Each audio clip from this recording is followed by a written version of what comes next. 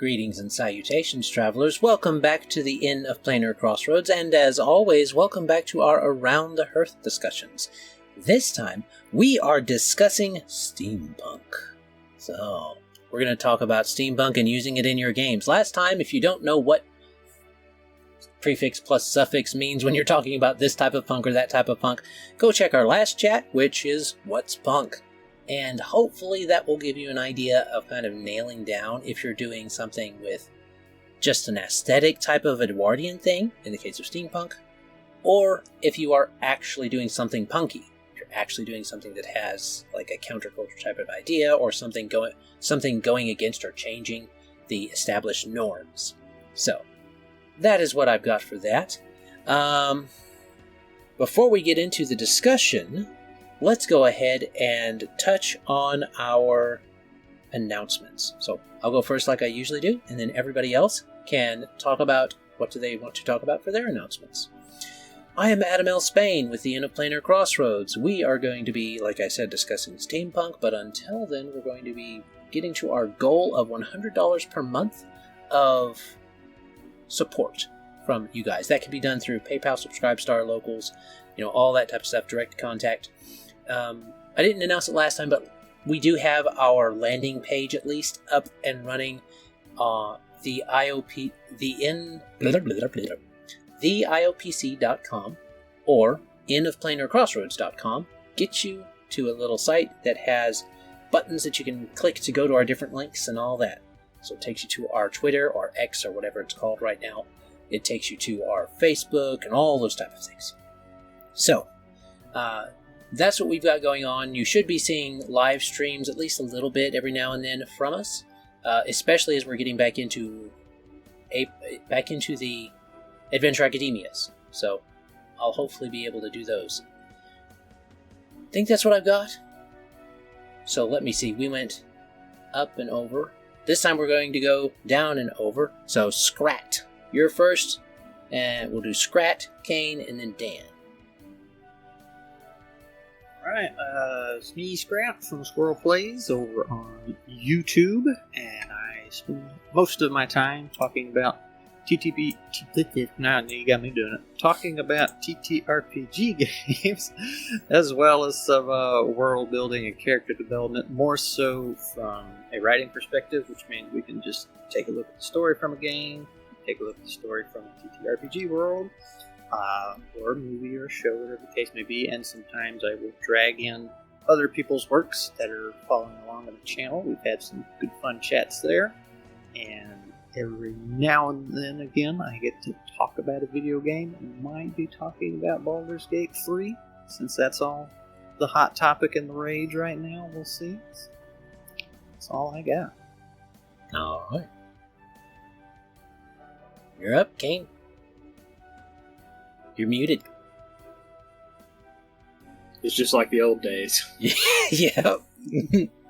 Hi, I'm Kane. I'm a once upon a time editor, once upon a time co-host. I used to do a lot of stuff, and now I'm here.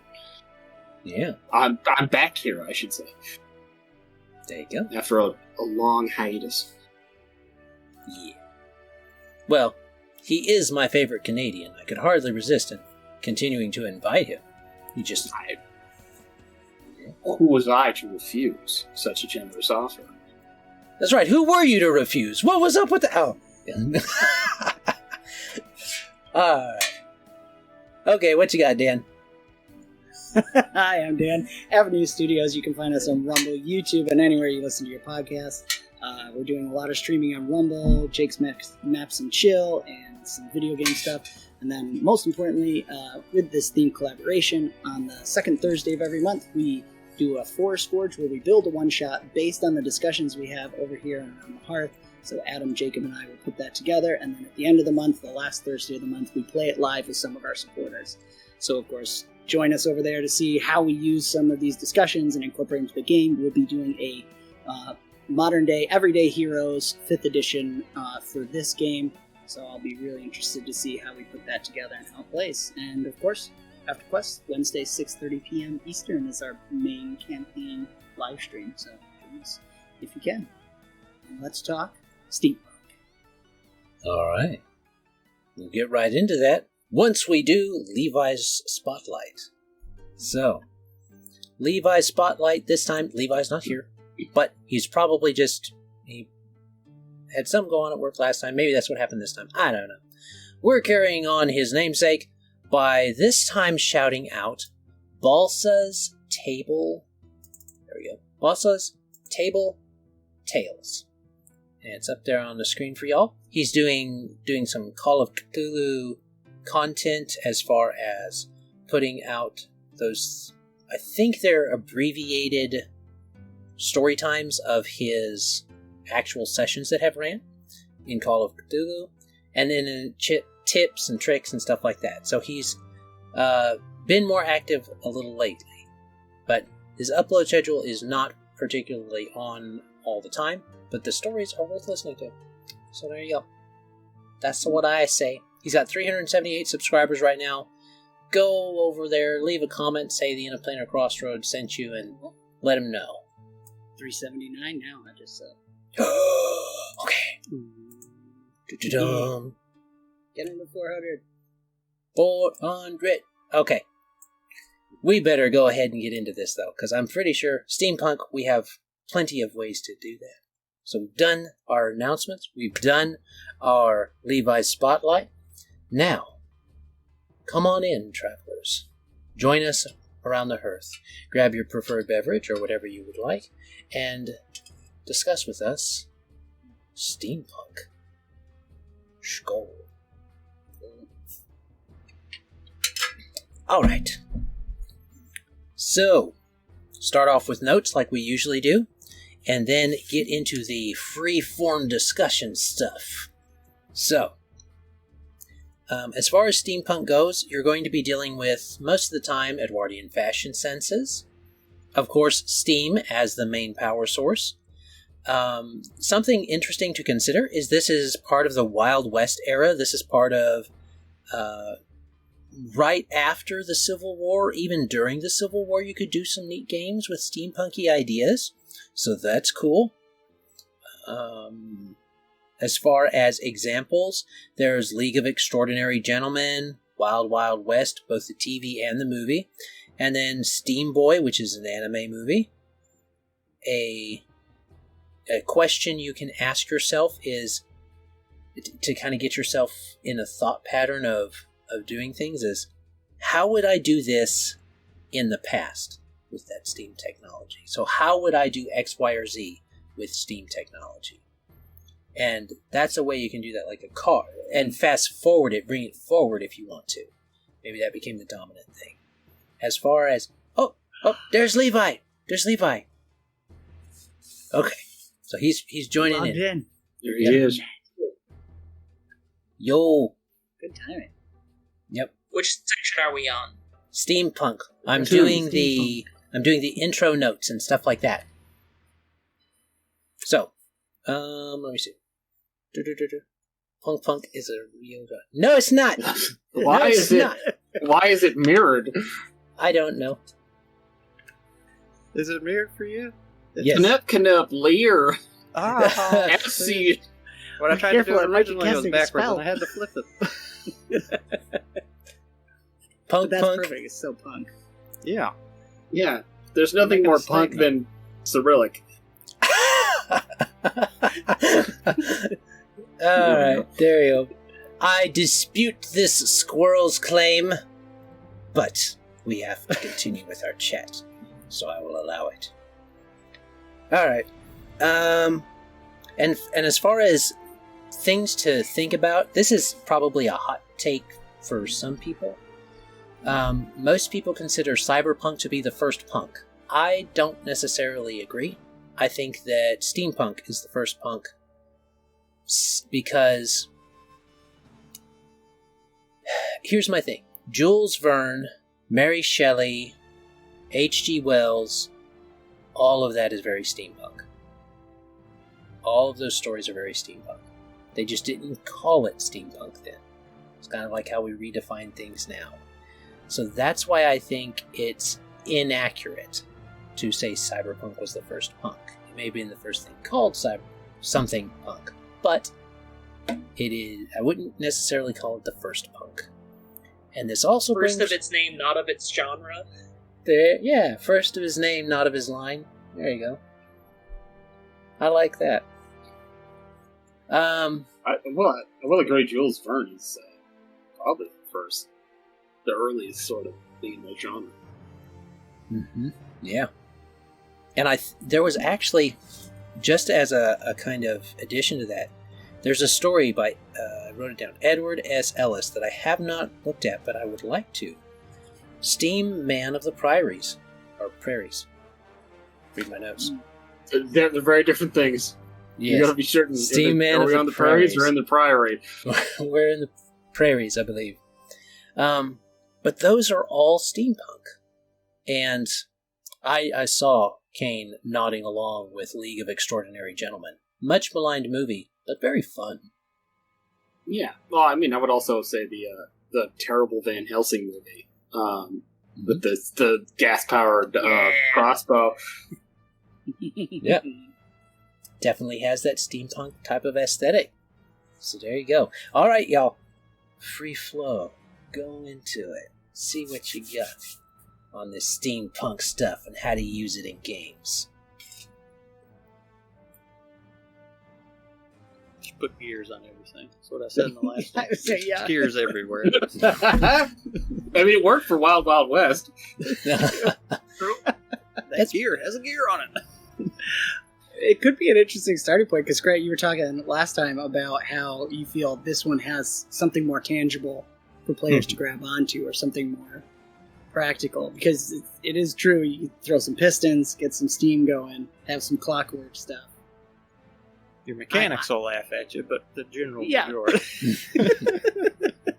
Well, That's what we do. moves. We quick Google something and go like, would this theoretically almost maybe work? Yeah, let's do it. Well, it's funny when you think about, we kind of laugh at steam power now, but that's mainly because we went away from it into electricity and stuff like that, into first fossil fuels and then electricity.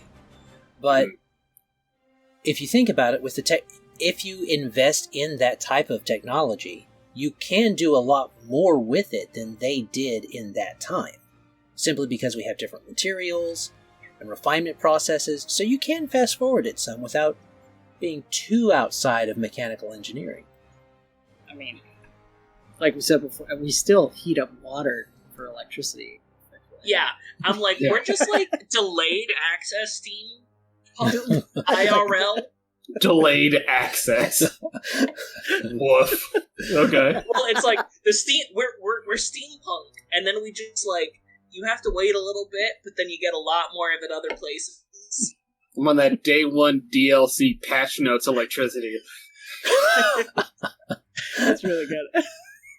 Just give me a second. Just a second. Well, it's coming. Well, it's going through the power lines. It's got to get warmed up, and then because it's perpetually running, we don't feel that onset anymore. It does kind of lean into a question I had written down when I was, taking notes, writing notes, getting ready. I was prepping.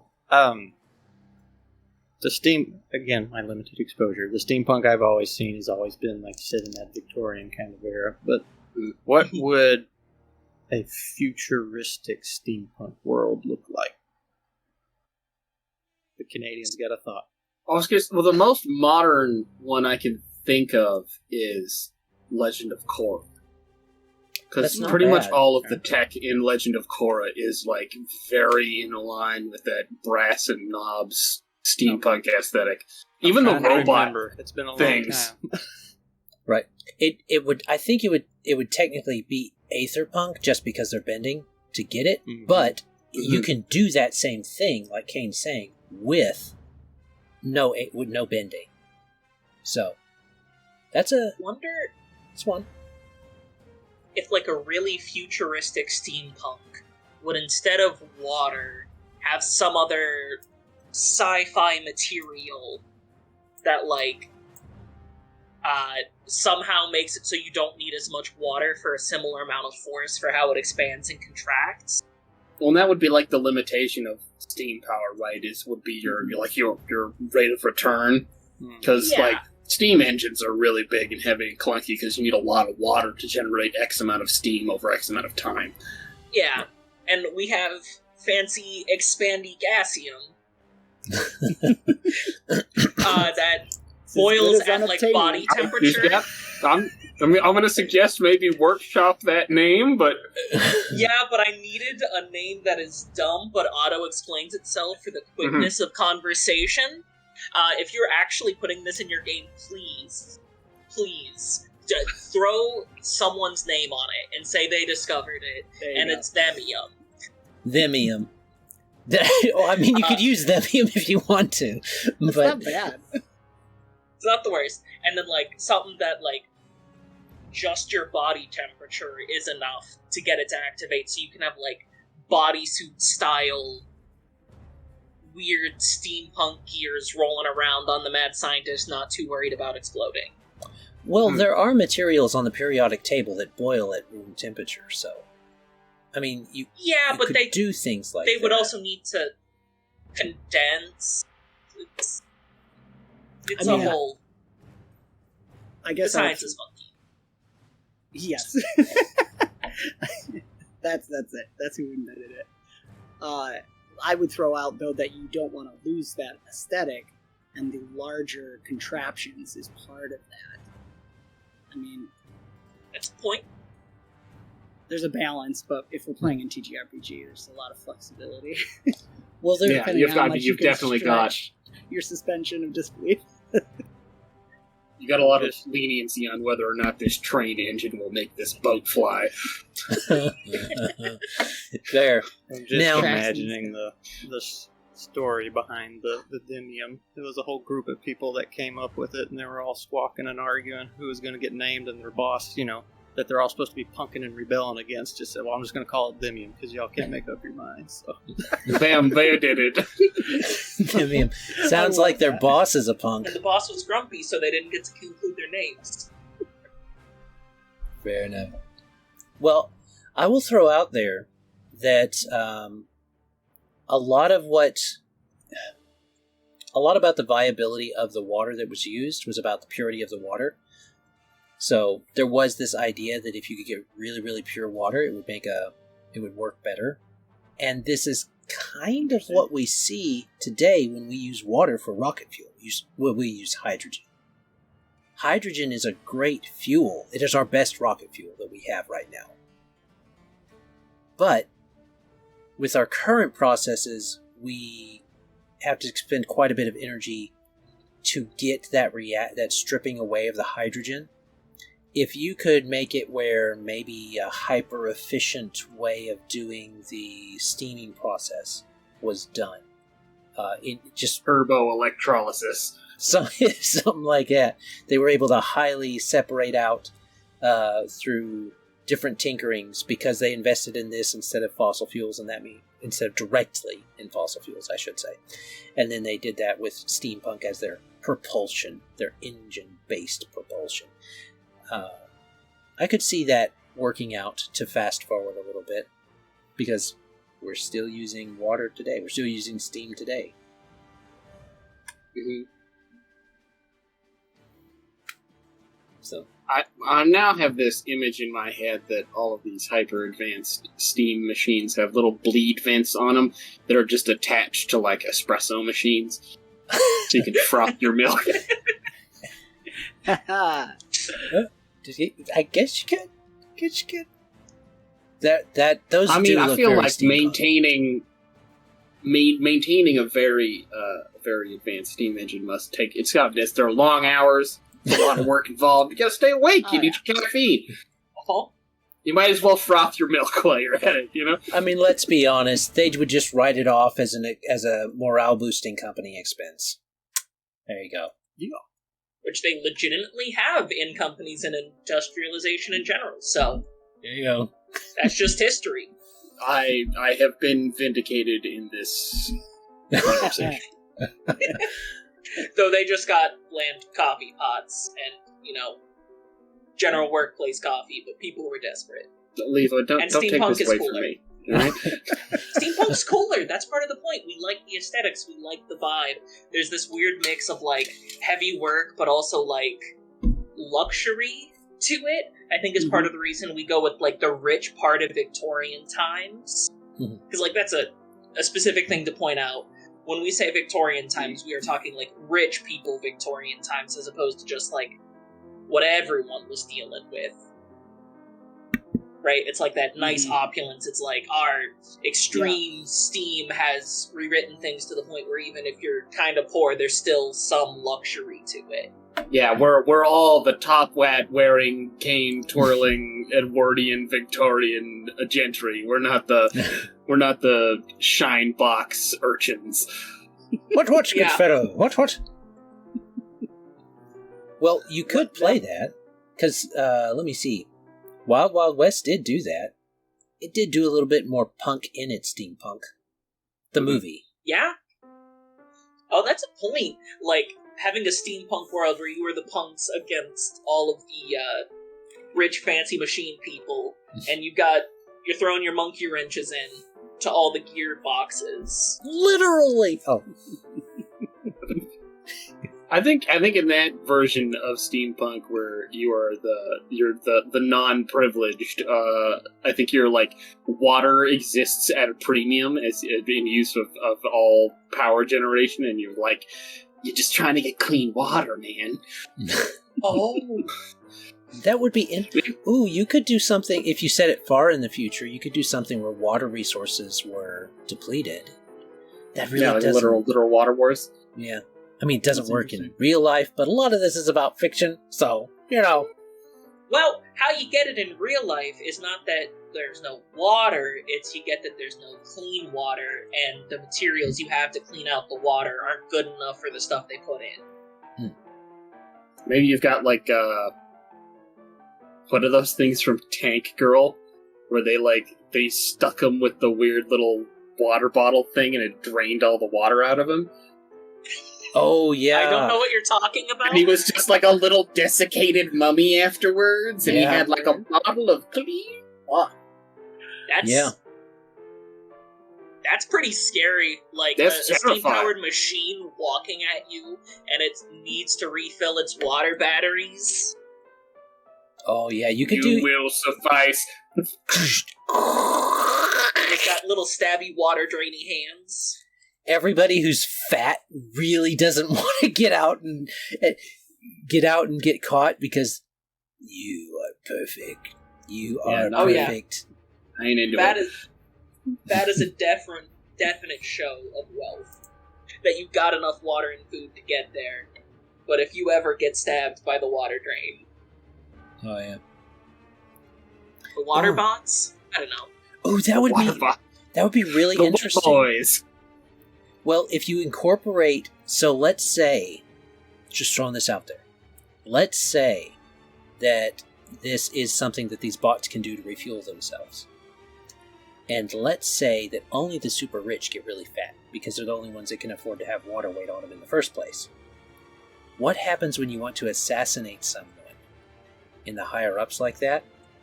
You get their bot to the side, reprogram it to see him as a water source instead as a refueling point, and then you just wait.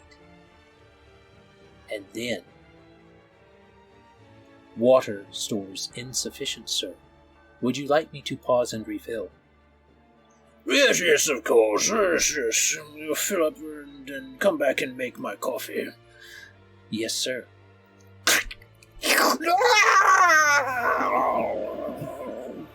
And then he uses his own water. Uses his own water to set down his coffee that he made out of his own water in front of his desiccated corpse. Your water, sir.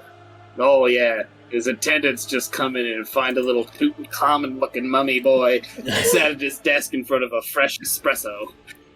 Saggy skin, too. I love it. I'll throw this out, see what you guys think, because I love this idea. It also reminds me of the BioShock stuff, too, in that I always think, when I think steampunk, because of, like, the brass, I think of a lot in the metals, and steam being this very white emission versus, like, diesel punk or coal or something, true coal, being very bright.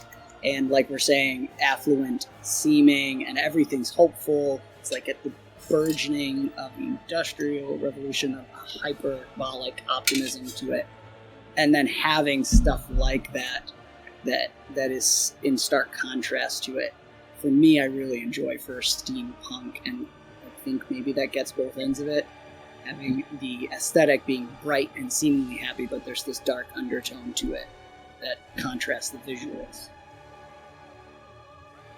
Yeah. I don't know if that's always true, but it's something that I personally like for steampunk because I feel like it sets that expectation. But I don't know, what do you guys think expectation-wise? I mean, it feels like a good visual sort of contrast as like a storytelling device.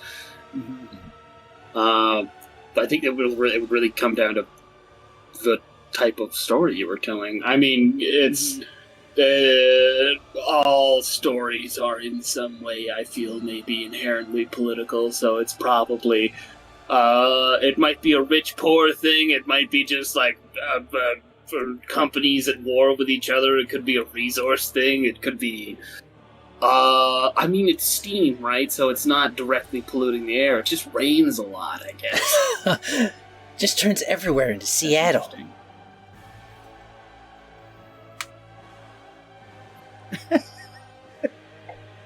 But I think that I don't know. It's the 90s for some reason. When you guys reference an American city, I have no reference for it because like every American city is either Mississippi or New York to me. I love it. That's an interesting spectrum. Yeah. We're either on the coast or in the south. There's nothing else. There's nothing else. That's close enough. Well, it does bring up something interesting, an interesting point we didn't get to when we were talking about what's punk. The idea that punk really does revolve around an urban-style story. You can do it outside of the urban, like when we mentioned Arcanum of Steamworks and Magick or Obscura. You go to different places and you walk around. It's not always in the city. But all the things that are important to the story happen in the city. So, no reason in zipping up to catch we're all holding still because we're trying to be attentive, active listeners, and then. All right. So, am I back? Okay. Where did I cut out? Yeah. That it can be done urban. out of urban with the Magick Arcanum kind of stuff. Okay. It can be done outside of that, but everything that's important or moving the story forward seems to be in the city, in the urban. And like if we were talking about this grit versus the bright hopefulness of that era and then the grit of it, that's a city thing. Out in the country, you got a steam-powered engine on your tractor, you don't much care. You're just going to be doing your stuff out on the tractor. And so that can be where you decide what type of story you're going to tell, is how close to that are you going to get? And if you're not really interested in exploring the big thing happening in the city, or this, let's take Journey to the Center of the Earth. All of the important stuff for that story to get it set up happens in the city. Now they go to the center of the Earth and stuff, but the important setup happens in the city. They go down. That stuff doesn't happen in the city, but that's not the steampunky part of it necessarily. It's kind of the adventure of it, and then they go back to the city. So you're having this. You're always going back to that urban area.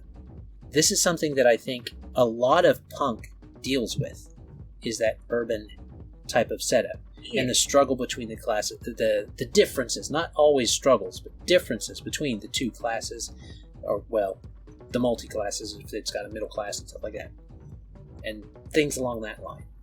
So you can do things without getting tough, or you can do things that get gritty. I suppose an important consideration here is, do you want steampunk just for the aesthetic, because it looks cool and it's whimsical? Do you want steampunk for the potential? Like, if we're in the city, it does bring up a pretty clear class division. Depending on how you run it. Do you just like the tech? Like, why do you want to use steampunk? It is important to decide before throwing it in. Mm-hmm. Absolutely.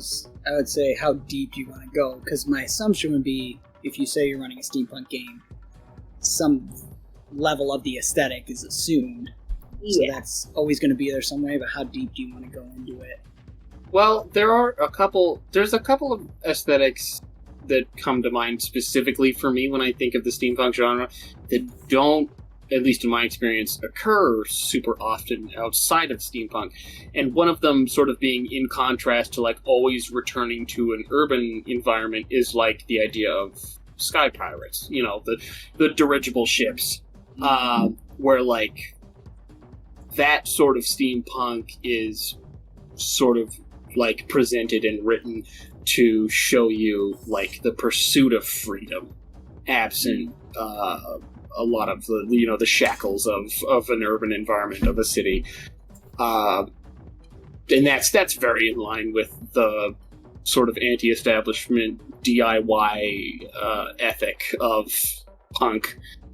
I think maybe the only other thing that I feel tracks to that really closely is stuff like, is basically the same thing but in space, like with Firefly Serenity, or properties like that essentially do the sky pirate thing in space. Or really just pirates. Actual just pirates in the water. I mean, pirates are just boat punk. Yes. Water punk. Not a thing! Oh! No. Ship punk. More! Specifically pirate stories and, like, pirate movies. As opposed to, well, pirates. Though there's, like, a lot of punk vibes depending on the specific group of pirate. Yeah, I think if you're telling like an adventurous pirate story, you're probably telling a punk story. I don't know. I wouldn't term Treasure Island as a punk story. Well, maybe. They have to find the treasure on Treasure Island, so they don't have to worry about taxes. I don't think that was what it was. Society. No, because they were generals. There was a general. Treasure Planet has a punk in it. So. That's true. Well, I don't think Treasure Planet qualifies as a steampunk, but I do think it qualifies as one coming up. As an incredible film that everyone should watch. Agreed. Good vibes. And if you don't agree with me, I will fight you in the streets. All right, well, aside from fighting Kane in the streets, it seems like a good time to get to final thoughts. So, how's about we do Dan, Kane, Scrat, Levi, me?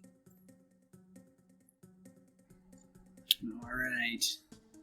Oh, man. Well, I think the final thought for me is, got it. Because you guys are talking about, Kane kind of hit on it, so it rolls off of what he was just saying a little bit ago in that freedom aspect. I think one of the ways you can get outside of the urban area, and we've already referenced Wild Wild West, is the western, the train rails, going out. I think steampunk can lend itself really well to going out and claiming those wild lands, because I both think the Victorian urban, but I can also see it very well in the western, going out into the new areas with the new technology here that's allowing you to go out and do it yourself, go find that plot of land and establish something, because I have steam power behind me. I think is another one that may not be thought of as often that I quite enjoy, and can still be lots of gears, pistons, and steam. Yeah. Also, Clockwork Robots. We didn't talk about that at all, but I like Clockwork Robots. Not necessarily specifically steampunk, but they certainly fit well. Yeah. I think Clockwork's just a offshoot of steampunk, but that's just me. Yeah, no, I always think Clockwork and Steam, they go together. Not for any practical It's the reason. mechanical drive. It's Yes. the era was heavily related. Technology of the era was heavily reliant on mechanical drive. Yep. Winding up or boiling water. That's what you're doing. But yeah, I think you can play with that the Western feel too, which has the same thing too. You can have those top hat people. You can have the girls with the big dresses, and that kind of thing. And trains, of course, steam train. What? Anyways, try it out. Okie dokie. Kane's next. Who's next? Okay, I'm next. Take it. Take. Let's triple down on what me and Dan were just saying. Yay! There's like this. All of those eras, I think also like because of the era of real world history that they are meant to sort of be evocative of with their aesthetic. A lot of the time the stories do revolve around like exploration because there's a lot of, for better or worse, pioneersmanship going on there. But I'd say for better or worse because colonialism is historically not great.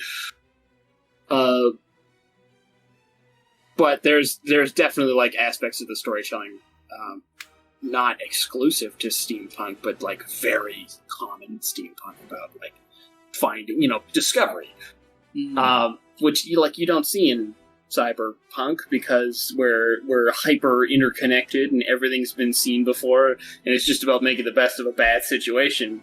Whereas with steampunk, there's almost always aspects of like the unknown. There's more to see. Where we're gonna fly this ship into the horizon. I'm gonna see some wild crap. That's always super. It's just dang cool, and I like it a lot. No, that's really good. That's a good point. Well, I mean, in that era, that was enough of a motivation. It's just cool, and I like it a lot. So why not? Why not just go do some stuff that's cool that you like a lot? Watch some stuff that's cool that you like a lot. I'd recommend, like, if you haven't seen The League of Extraordinary Gentlemen, it's entirely possible. It's a fairly old film at this point. Don't say those things. It's bad, but you should watch it. It's not a well put together film, unfortunately. Am I invisible yet? Like Wild Wild West is great. I love The Legend of Korra. I mean, you could make arguments for like Howl's Moving Castle has steampunk stuff in it. Yeah. Although Howl's Moving Castle is also about like the end of the era of discovery. It's very Aetherpunk and steampunk because there's magic and steampunk. So there you go. And then, that's it. That's all I got. Listen to some steam-powered giraffe. They're nice. Nice. Yeah. They're nice. They're nice and I like them. All right. What you got, Mr. Punk Punk? Well, I gotta sell my punk theory here. No. I don't really have too much to add other than I think a couple things. One was, I think in another episode we did, somebody brought up the point that in a steampunk game you could have a steampunk guy, a samurai, and a cowboy all in the same party, and it would technically be correct. Yep. That's me. In the era that it came up? Mm-hmm. Yeah. What was it, like a cowboy, an old French pirate, and a samurai? Yeah. That'd be alright. But other than that, no, my brain went off on a tangent when y'all were talking about the robot going around pulling the water out of people. So I was thinking, like, what if you had a setting? Steampunk, obviously. And they did real well for themselves. They got the technology where they wanted. Society grew and all that stuff, and it's in the future. And you got to the point where population became a problem. So they had to do one of those typical, maybe a lottery system, or maybe they're just pulling in people before, a few years earlier, before it's their time. And then, the big reveal is that they're bringing in people not for population control, but because they're pulling water out of them. The Great Desiccation. Yeah. And like they've actually run out of water. The big reveal, like the general society does not know. Like, oh, we ran out of water. We used it all up. Or Soylent Gatorade. Yeah. Like, yeah. The Gatorade is obviously green. I like that. The prison's not actually a prison. They're just factories sucking out all the criminals. Something like that. But other than that, man, no, That's don't have anything to add. I made a couple steampunk points in the last one. I think y'all covered it pretty good already. Okie dokie. Okay. I will start with your thing. It would be interesting if part of what they did to get the steampunk so good chemically changed the water so it no longer did the water cycle, and that's why they're running out. Okay. That's a good way to go. We teched too hard and it was a bad idea.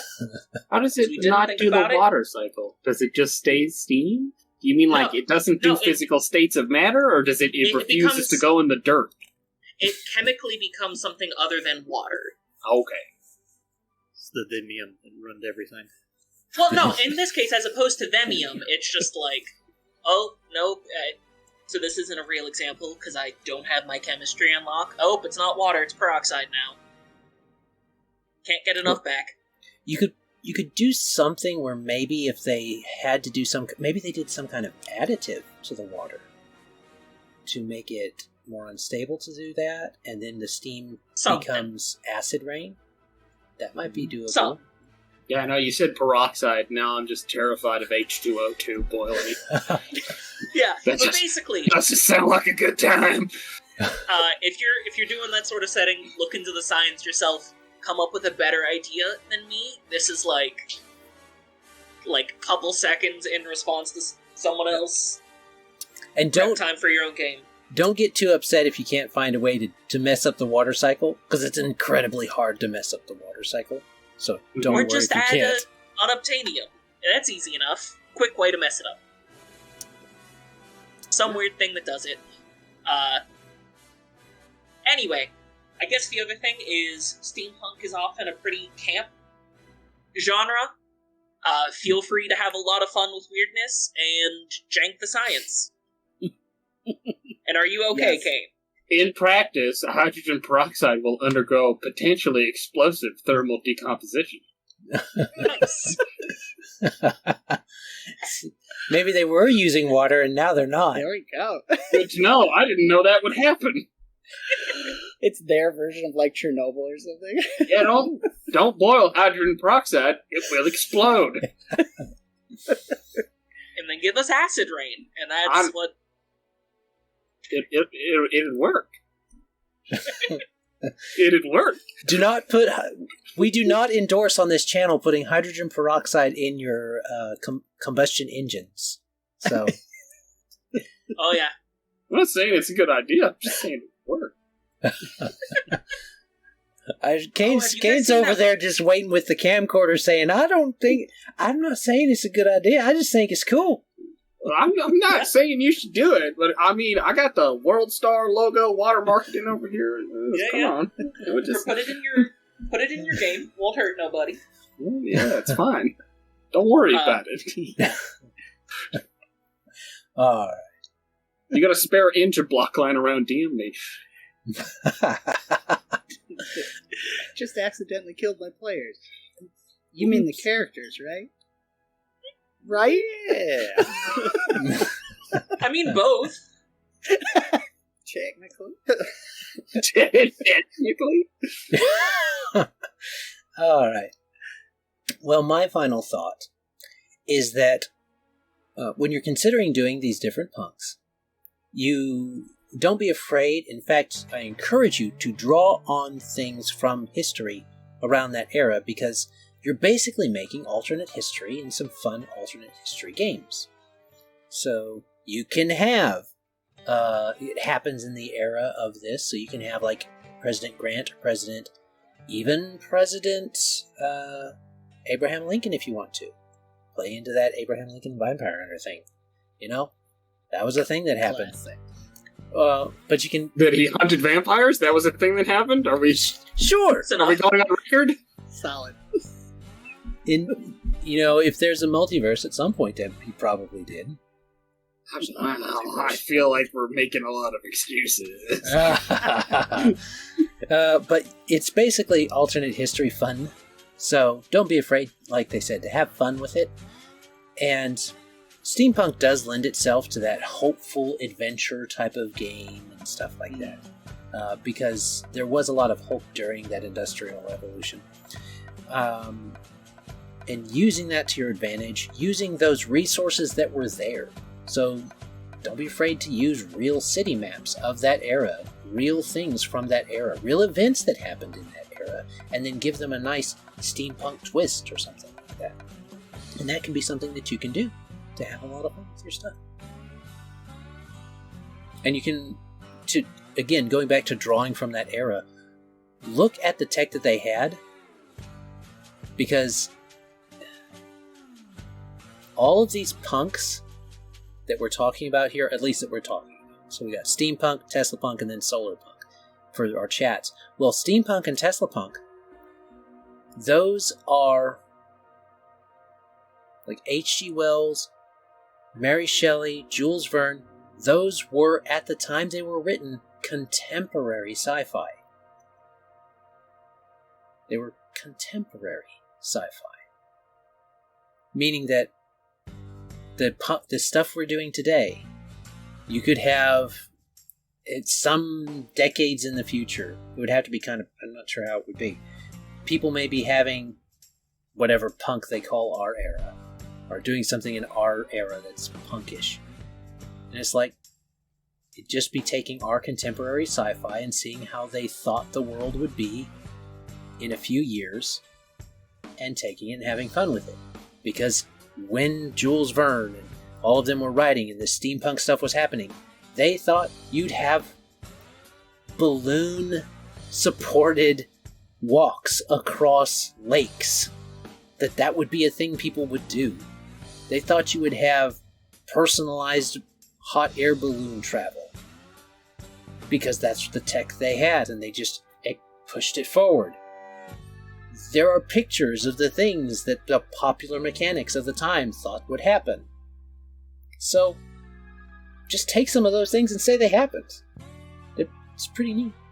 It's pretty fun. It's the Fallout tech tree, right? Yeah. Fallout's technically atomic punk. So they just took it and stretched it forward. We figured out fission in the 1950s and then never changed anything. Yeah, the capacitor was never invented. I think it was a capacitor. No, I'm blanking on the name now. Isn't it? It's a fission core? Right. They power the power armor and everything with? Yeah. I mean, the idea that everything's still big was They never got to microchip. Yeah. They never did microchips. They just devoted their energy elsewhere. And so they still had chunky tech. And you can do the same thing. Mm-hmm. So that's mine, viewers. That's good. Pulling old maps saves so much time. Yes, it does. Real old maps. Yeah, real old. All right. Well, thank you, travelers, for stopping by.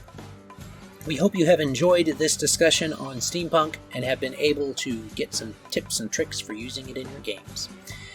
As far as anything else, I think all I have left to say is have a great day. God bless and enjoy. Bye. Bye. Bye.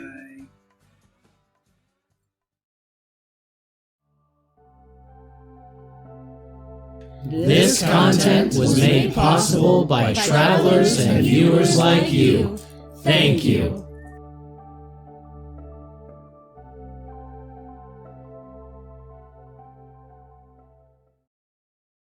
Norma, you pan out well. I had mentioned that a few sessions ago. It doesn't seem to be doing too well. It's just super unfortunate. It had a really cool concept. Oh, this. Yeah, that's like your steampunk and The guy's name I always forget. Every time I try to bring it. Eldritch monsters looking things. Lovecraft. There you go. That guy. Okay, dude, you're literally a writer. You probably need to remember Lovecraft's name. I forget his name every time I bring him up. That guy that Adam likes. That author Adam likes. That's Yes. Lovecraft. The guy with the widgy tentacles of space. Yeah. The Cthulhu guy. Yeah, that guy. The guy who didn't like fish none. Oh, yeah, maybe he liked fish, just ain't fish people. Or maybe he really liked them. Probably not. Not Lovecraft. Okay. Steampunk is next. Everybody's got all their detailed, highly organized notes, yeah? Yeah, my notes. Well, it's not this like doesn't mine. exist. Mine are But smaller font, I guess. I definitely didn't start skimming through a wiki like an hour before we did this. That's pretty solid. I just watch videos at 2 times speed. Yeah, that too. Just let it absorb. I was a little annoyed that Tesla Punk didn't have like an official definition. I know what the definition is. I can't help that the internet doesn't know. The internet's wrong. I mean, it was listed as a subgenre of steampunk on the aesthetic wiki. That is, it is its own thing. That's what I say. You're a liar. Is it though? Yeah, I can prove it is when we get there. I can prove it is when we get I'll be Okay. interested. Okay. I'm I will try gonna to do come it. with many questions for that one, because when I saw pictures, it made sense. I just don't think I've ever seen stuff.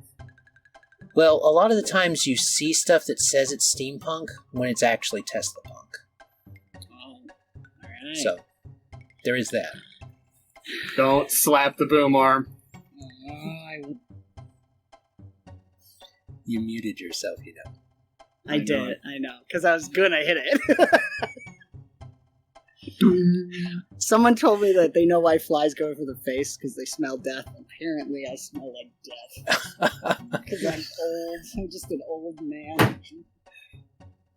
Whatever. What did that mixing board ever do to you, man? Yeah, right. My children stole the fly swatter because I pay them a penny for every fly they kill, so I never find the fly swatter when I need it. My wife got me a cool one too. It's telescoping, so you go shunk, And then the flies scatter. yep. But you feel cool. That's really all that matters. I'm reminded. Yeah, I'm obviously. reminded of that thing off of what was it, Waterboy, where the flies are like. When he pulls that out, it's like Dan saying, "You used foul language in front of a lady." No, Daddy, no! Says all the flies. No! All right, this is not talking about steampunk. So are we ready to talk about steampunk? I guess. Maybe those steampunk flies, you don't know. It's true. They do seem attracted to the electronics, so I don't know what that means. Tesla punk flies. There Yeah, it is. the robot flies. That's them Flies. rubbing their hands together. It's just them winding their gears back up. You gotta do it this way to be a flyer. Okay. Alright. All right. There are your bloopers, Adam. You're welcome. Yep. Plenty of bloopers.